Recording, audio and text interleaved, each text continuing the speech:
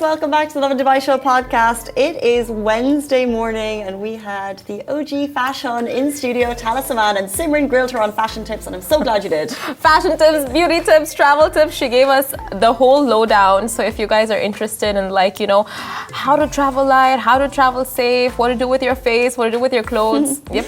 She also talked about one of our talk topics this morning, which is why influencers charge what they do.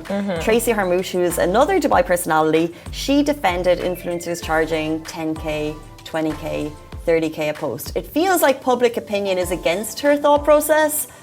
I actually have a different thought, so I'd love you to take a listen. Good morning, Dubai. Welcome back to the Lovin Dubai Show, where we go through the top trending stories that everyone across the country is talking about. Number one, a video that is going viral. Heroic petrol station employees save lives. We'll also be giving you the details on everything you need to know about COP28. Tracy Harmouche defends social media post prices. We want to get your thoughts on this one. And everything you need to know about Tala. Samman, she's going to be joining us later on the show. She is Instagram's ultimate bombshell. She is gold. She's going to be with us at 8:50. But before we get to all of that, Dubai is a sea of red. And by red, I mean I've opened up Waze on my PC and I can just see on my PC, on my laptop, and I can see like little dots of traffic everywhere. So if you're sitting in traffic, we feel your pain. My journey to work today took 25 minutes longer than usual, which isn't that long in the grand scheme of things, I'm aware, but that's just me. No, but it's still, adds time, because usually what your commute is how long? Well, it's 25 minutes longer than that route is. That route, yeah. I mean, like Hessa Street now, maybe it's more. A mess. It's 1 hour, more than an hour delay. If you're taking Hessa Road, just if you have to reach somewhere at 9, you have to leave your house at like a good 7 a.m. Because it's so congested, and not just Hessa Street, but like Sheikh Zayed Road, you have Al Khail Road, you have all these like major highways that are choco-blocked at this point. Yeah, when I say 25, I think I was underestimating. But you know when you're late for work and you're sitting in the car being like, just move. And then you have these drivers coming from both sides. Yeah. And then they're crossing 2 lanes. And I'm thinking, you're going to make me late. And also, it's not helping the traffic flow, but we'd love to know, have you been stuck in traffic? Is it different for you than it is for us? We'd love to know your thoughts. I think for everyone, right? Like, especially those living in those high-rise towers in JLT, and they have a full view of Sheikh Zayed Road, and they can see like exactly, you can see the build-up, the gradual build-up of traffic from Jebel Ali heading towards Sharjah, especially during peak hours in the mornings and evenings. And it's insane. Like, the cars don't move. Like, they just don't move for like minutes. Like 5 minutes, the car will just be in the same place. Yeah, and there's no real hacks. Yeah. It is what it is. It's a busier time of year. If you're traveling in peak school hours, it's going to be busy. What you can do is ask your employer for a late start or an early start to switch your day. That would be something. Imagine you start at 6 and you end at 4. Dream.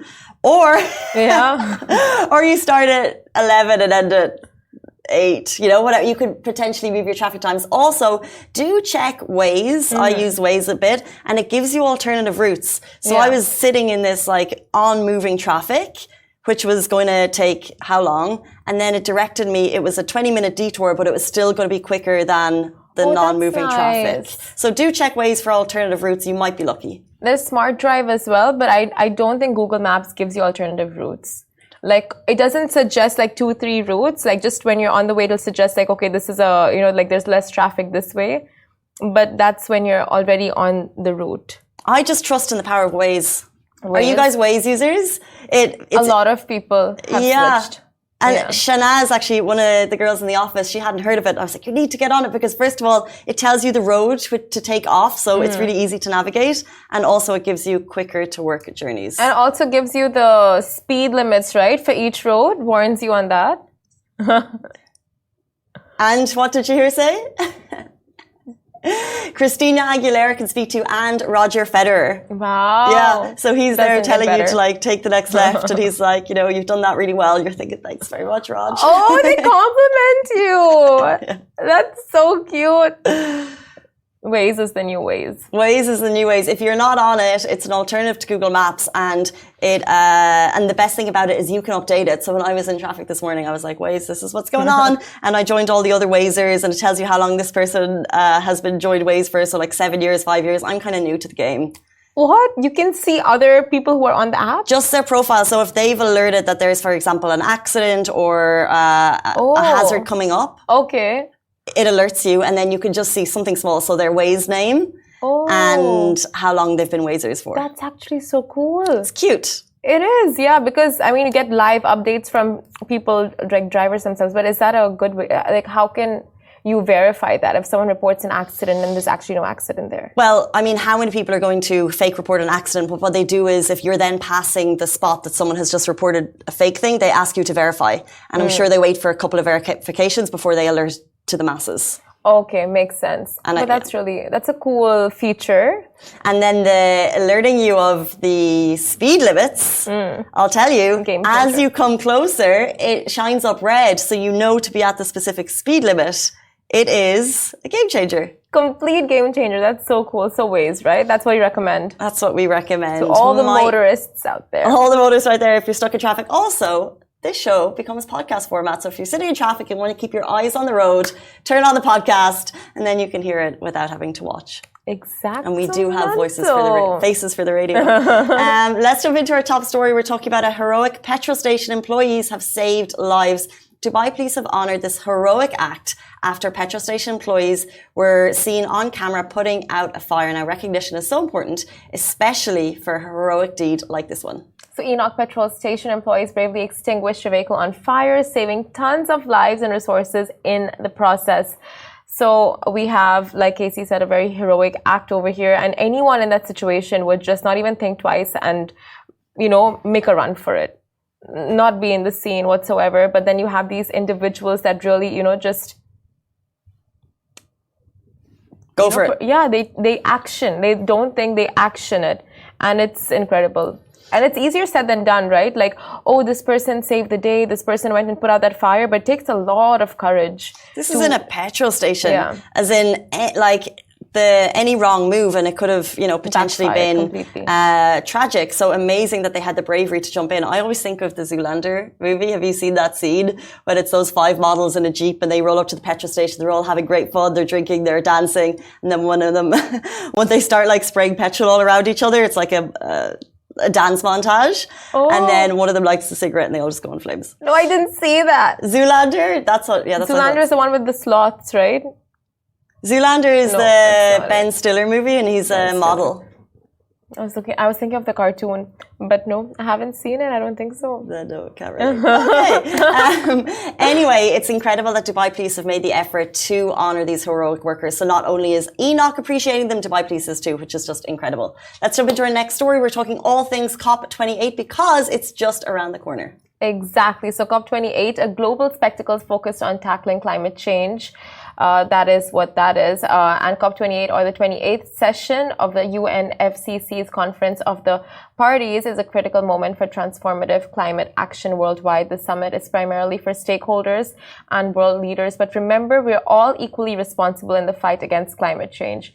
So if you were curious about COP28 and what's in store, then here is the lowdown. Yes, it's exciting to be able to bring it to you all in a summarized format. So COP28 will be hosted at Expo City, Dubai. It's kicking off November 30 to Tuesday, December 12th. And imagine an influx of people all wanting to attend this incredible event. The UAE takes the helm this year, seeking to unite the world and to find ambitious solutions to the most pressing global challenge. So it will be a gathering of world leaders. COP28 is a part of an ongoing effort to combat climate change. As we reach the halfway point between the Paris Agreement and 2030, the focus is clear: reduce emissions by 43%, adapt, finance climate action, and address loss and damage. This event is where world leaders from 199 parties, 198 states, plus the European Union come together to collaborate on climate solutions. And it will be divided into two zones, the blue zone and green zones. The blue zone is where you'll find the World Climate Action Summit, country pavilions, panel discussions, roundtables and cultural events. It will be open to the public, while the green zone welcomes delegates, private and public sector representatives, NGOs and everyone interested. So blue zone for the likes of you and me, green zone for the VIP delegates who are more invested in the conversations and will be able to make those changes. No. Green zone is for the public. Oh, no. The green zone welcomes delegates, private, public sector. representatives. So we have two zones. And the climate action on a global scale. So COP28 is a prime opportunity to realign with the Paris Agreement's goals, like we mentioned, and the world agreed in 2015 to limit global warming to 1.5 degrees Celsius by 2050, which requires halving emissions by 2030. So expect discussions on sustainable land use, resilient agriculture, enhanced nutrition, reduced climate impacts of farming. And the key messaging from COP28 and all of the COPs are unite, act and deliver. So COP28 will respond to the facts, striving to reduce emissions by 43% by 2030 and chart a course for adaptation, finance and addressing loss and damage. So apart from climate change, they'll also be exploring cutting-edge technologies, which are, of course, related to climate change as well. Innovations aimed at combating all of these issues, and learn about the decarbonization efforts, sustainable energy solutions, and the latest advancements in environmental preservation. So you have all of these many topics that will be discussed during the summit, and it's such an important summit to be having, like we said yesterday, at a crucial time like this. And I think because it's on our doorstep, we're going to be more keenly aware of the initiatives and the updates and what the UAE is doing in advance, which I think is super important, which is also a kind of green light for us to kind of be inspired for change on an individual level. Also look at, companies on a bigger level, but it is nice that it's on our doorstep so we can kind of watch the changes unfold. And then and after, as you said, this is time when changes will be made and those ambitious plans will be put in place. And it really is about what happens after. So we'll be keenly aware and we'll be watching that with interest. That's so true. And this summit has so many opportunities for people to get involved, for the youth to get involved and volunteer. Really amazing. Yeah. So it's happening at Expo 2020, not Expo 2020, Dubai Expo City. And those who wish to be a part of this can get on their website and you guys can volunteer and you guys can be a part of it and just, contribute to something so much bigger than all of us. So true. And when my mum watches the show, she loves to volunteer. She loves an expo moment. So she's going to be there with her hat on, ready to greet you, I have no doubt. Let's jump into our next story. We're talking about Tracy Harmouche defending social media post prices. So influencing is a little bit like Marmot. While the role in the professional zone is still evolving, people do call into question the authenticity of posts, unrealistic standard setting, and probably most commonly, the charges related to some of the most successful influential social media accounts. So at last count, the world's youngest self-made billionaire, Kylie Jenner, she has an account. She's one of the most top 20 accounts in the world. She reportedly can earn $1.8 million per post. Okay, so that sounds like a lot posting a snap on Instagram. So the next question would be, why aren't we all doing it? Yes. And the charges are based on a bunch of reasons, and the local personality Tracy Harmouche, she used her platform of 434,000 plus followers. And just to explain exactly what some of the influencers are charging and why they're charging as much as they do. Yeah, so she basically, she was like people charging 10, 20, 30K a post. She compared it to other professions. So for example, a real estate commission. Why do they charge that money? Is it you just jump into the role and you're able to do that? Not really. It's, X number of years of brand building. It's, developing relationships, having an aesthetic, having a personality that a brand wants to be connected with. Yeah. So that's what she was saying. And then you can see the debate rolling in the comments because there's arguments for both sides. So when I saw the comments on her post, a lot of people were saying, well, what about doctors and X, Y, and Z? Why aren't they getting this money? Yeah. Yeah. 100%.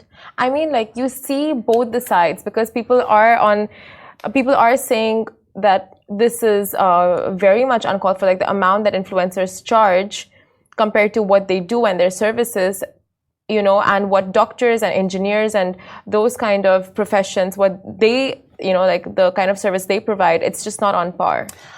But then you have comments. I'm going to go against the probably public opinion here that if I could charge, and if you, put the question to you, if you could charge $10,000 to put a picture on Instagram today, would you do it? Absolutely.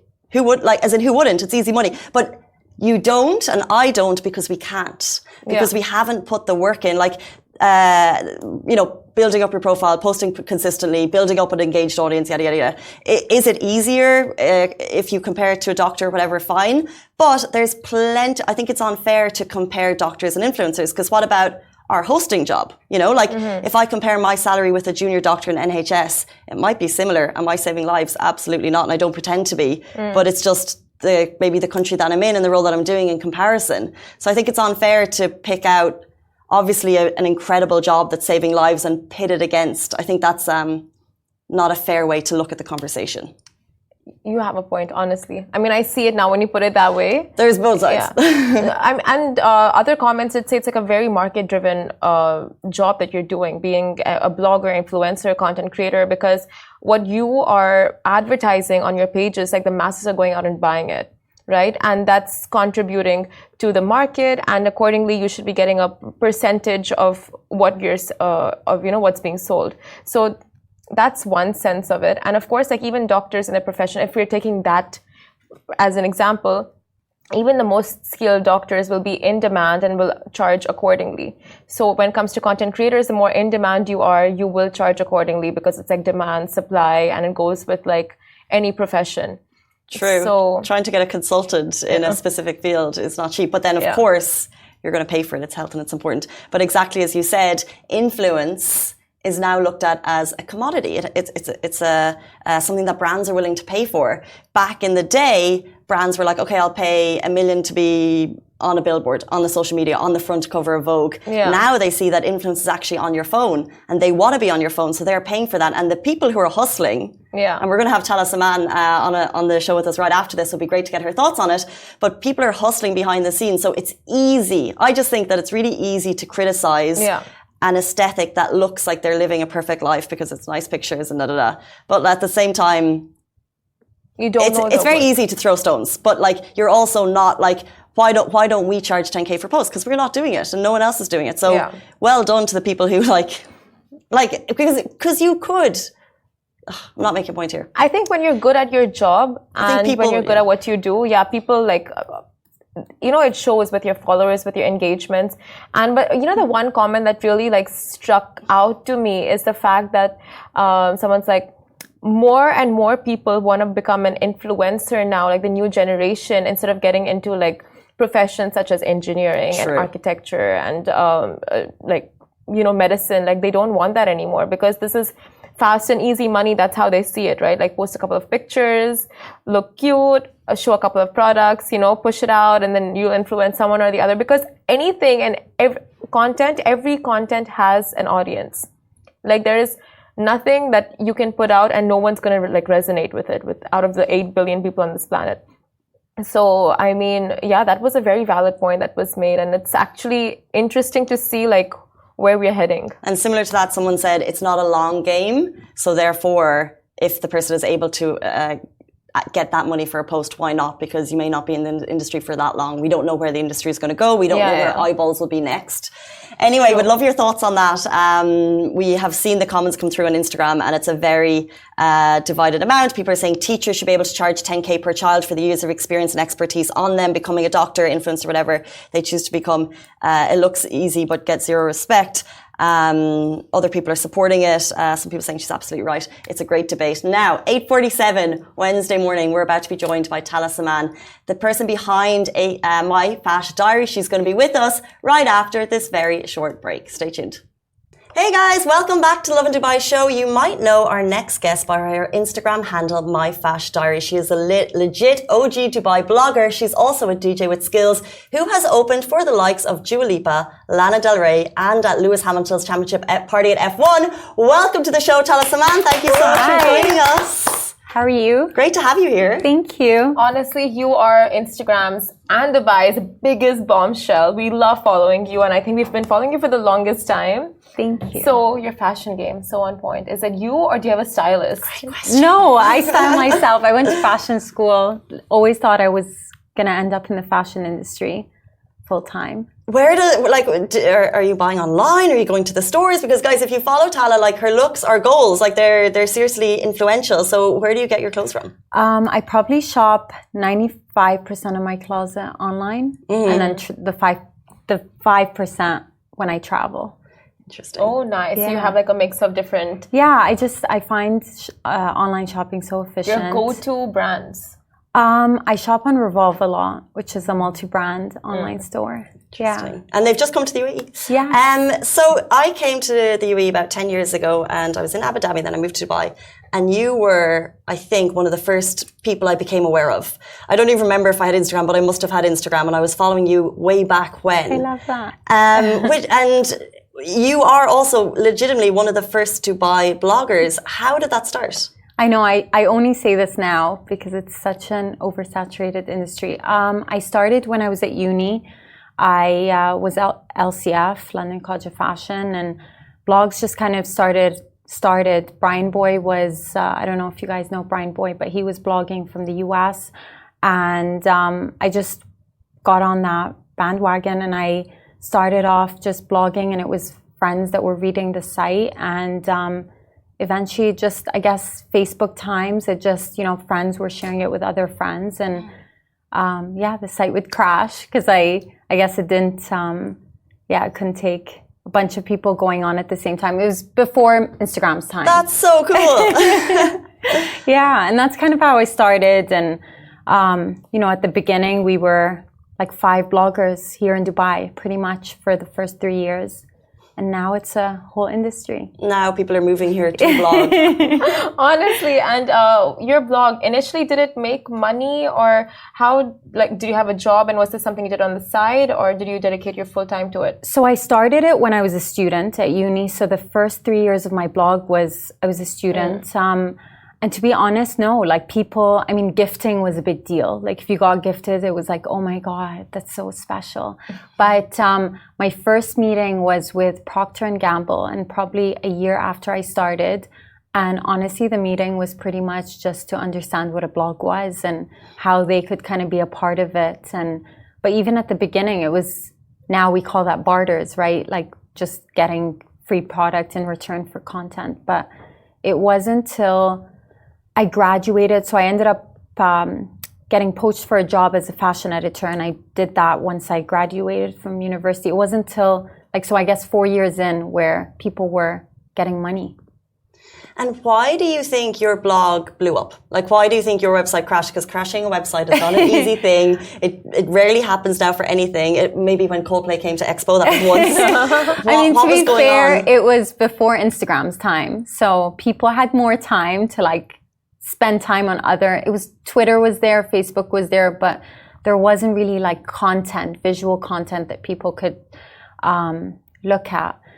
And I think I was just lucky that I started at an early time when, and I guess I was super authentic, and that's what I think we kind of lost. And I think people are getting back to that authenticity of sharing things that you genuinely like, that you recommend, versus brands pushing product on you and you having to blog about it or post about it because you're getting paid to.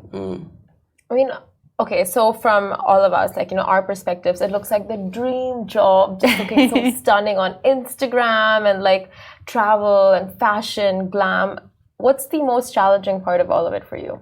I mean, that's what we have to show, right? Because no one really wants to see the boring part of it. But But tell us what the challenges you face, do you have creative blocks where a brand approaches you, we want to promote this, and you just don't know how to go about it? Listen, the reason I even started the blog was I would genuinely discover things and want to share. I just have that in me. So I think I don't really go and write down oh my God, I'm going to post about these things that week. I genuinely feature things that I discover, learn. I kind of feel like that whole thing is an online community, right? I'm learning from people, I'm sharing things I learn from experts that I get to meet within events or in my, Interesting. Simran said it is like a dream job. And what we were talking about before, one of the parts of the conversation that we had was that a lot of people now want to become influencers. So they don't want to go down a traditional route of like doctor, lawyer, engineer. Sorry, mom. They want to do influencing. Do you have advice? Therefore, what are the hardships? And do you have advice for wannabe influencers? Well, first of all, because I know you guys were talking about the Tracy Harmouche. Did you guys talk about it? Yeah, but I saw it on the page yesterday. I think people always think that is what the industry is when it really isn't. These are like the highs. These are like people that have worked for so many years and have built such a strong following. The majority are people that are trying to build that following. And if you're actually doing it authentically and organically, that takes time, and it's, it doesn't equal money. A lot of time, like you have to do this for so long till you start getting paid stuff. So, I guess do it for the right reasons. And I find that nowadays influencers are people that are experts in their fields. So it's, I feel like a music producer is an influencer, or like a doctor can be an influencer. And I think that's the route that it's. That's so true. I think if you know how to curate content, anyone can basically step into, the influencer world. But is it intimidating for you, like seeing how, it's such a fast moving game? Like, sometimes reels pick up and TikToks pick up, like a new trend, this, that. Is it like for you, do you feel like you need to be on this, or you do you? I know, it's so overwhelming.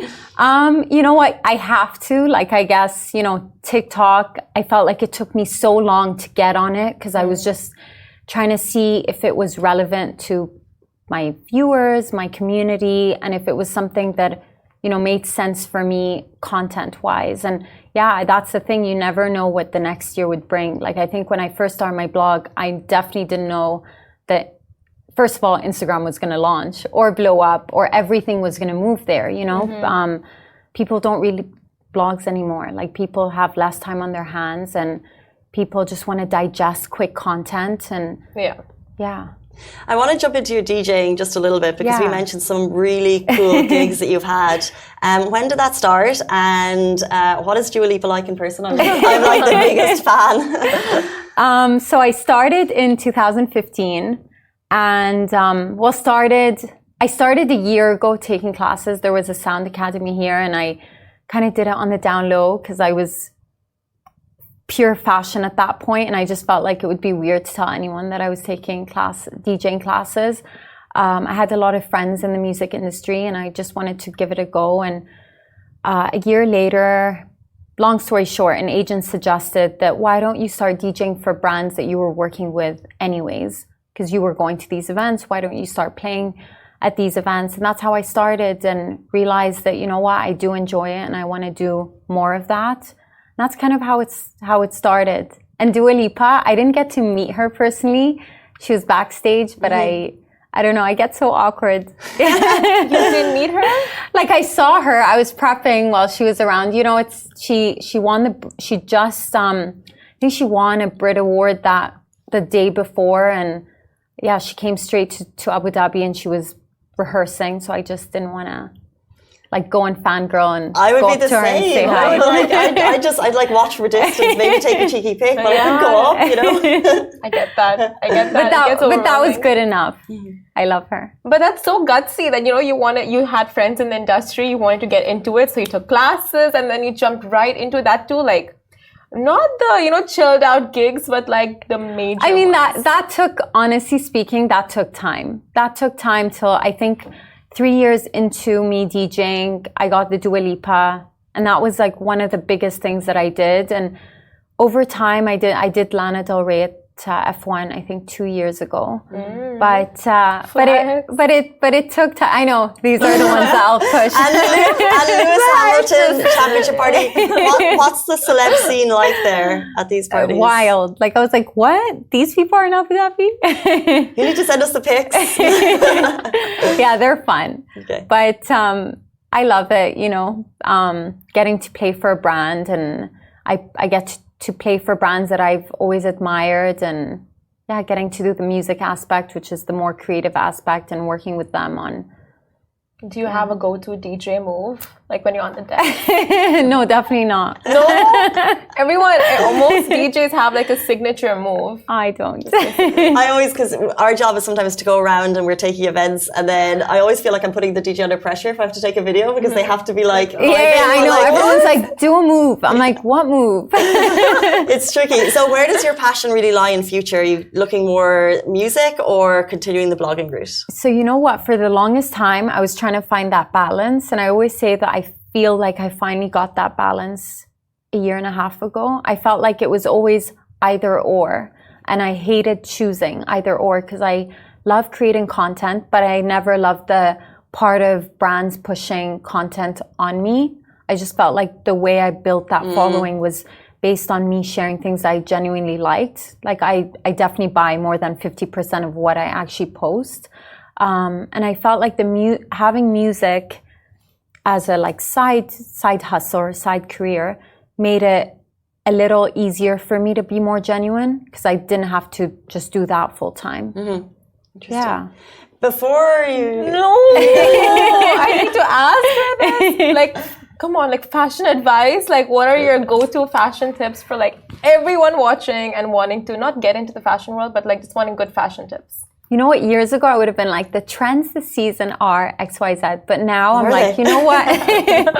But now I'm like, you know what, wear what you feel good in. Yeah. Like, no, we're not going to accept that from like the biggest fashion bloggers in Dubai. Like Stealth Wealth, or, you know, what is in, or what were some like go-to ways to accessorize? You can't go wrong with any of those tips. Honestly, right now, I'm obsessed with blazers. I've been obsessed with them. So I have a whole closet of just blazers, suits. And I'm obsessed with them because I feel like you can pair them up and you can wear them together. You can wear them day or night, or you can wear a blazer and jeans or denim cutoffs. But I don't have, like, I just... Casey? Blazers. You know what, I'm thinking I have got 2 in my cupboard. I haven't worn them in a while. Tomorrow blazers. But let's rock a blazer tomorrow. Honestly, I'm over these like following a trend just because it's in. Wear what looks good on you, what you feel good in. You know, that kind of advice doesn't resonate with No, because you're going to look back. I feel good in Crocs. Do I look good in Crocs? But you're going to look back 5 years later or 8 years later, and you're going to be like, why did I wear that? It didn't even look good on me. It was just trendy at that time. So now I'm like, I'm going to wear what looks good on me. I wanted to ask, speaking of following trends, a lot of people, to grow their profile, you mentioned people become more authentic. So people will share their relationship traumas or their work woes or whatever is going on in their life with their family, and because that's authentic and therefore it drives engagement. Do you make a personal decision to keep your personal life private? Yeah, so that's something I avoid, and I have nothing against anyone that does it. I think the great thing is people will always relate to anything when you're being authentic, but I've kind of stuck to my blog started off being fashion, beauty, travel, and food, and that's kind of what I still, it's just things that the people want to know. You know what, I feel like the more you let people know, the more they think that they can give their opinions and give their take, and I choose to keep that private. So true. Well, that's really interesting, because I was going to finish off by asking, now if you have more questions, feel free, but finish off by asking 3 tips for, you know, growing a brand. And I'm assuming one would be if you want to keep your private, but for 3 tips to grow a brand online, what would they be? I mean, be authentic. That's something that I've always learned. You know, a lot of people are like, oh my God, what do my readers want to see, or what do people want to see from me? But I'm like, no, because if you are looking at this in the long run, like, be yourself, and that's why people follow you. And I guess like be classy, whatever that means to anyone. And and you said the third one. Okay, sorry, we're just gonna ask you a couple more tips because I feel like you know everything about this industry. So can we just get a couple of travel and beauty tips? Travel and beauty tips. Or hacks. Okay. Travel packing cubes saved my life this summer. I don't know if you guys, you buy them on Amazon, and they're literally little bags that you stuff things in. First of all, it organizes your entire suitcase, but then it compresses everything so you fit a lot more in. So that is one. And second, because I lost my bag all summer last year, So I learned a few tips with traveling is always have an air tag in every bag. And do not get a black bag because it will be hard to find. Black bag, no black bags. Because honestly, I think I lost my bag for 3 weeks because it was black and it's the hardest thing for airport staff to find. Black and I learned that. Yeah, because there's so many of them. Yeah, because everyone has a black bag. I picked up someone else's bag and brought it from New York to South Carolina once. You're kidding. Sorry.